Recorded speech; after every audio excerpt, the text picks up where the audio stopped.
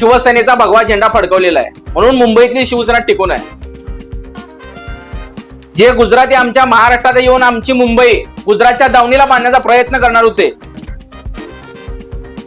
त्या लोकांची लायकी येथील देशभक्त मुसलमानांनी दाखवून दिलेली आहे.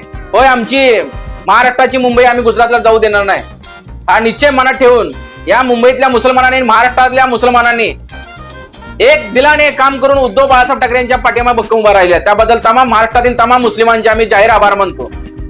तुम्ही बाळासाहेब ठाकरेची शिवसेना आणि उद्धव साहेबांची शिवसेना वाचवली, त्याबद्दल या देशभक्त मुसलमानांचे आणि कट्टर शिवसैनिक असलेल्या मुसलमानांचे मी जाहीर आभार मानतो.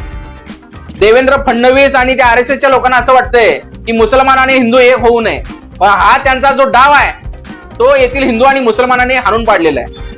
अरे, मुसलमान सुद्धा या देशातील नागरिक आहेत, या महाराष्ट्रातील मराठी माणूस सुद्धा मुसलमान सुद्धा आहे, का त्यांना जगण्याचा अधिकार नाही?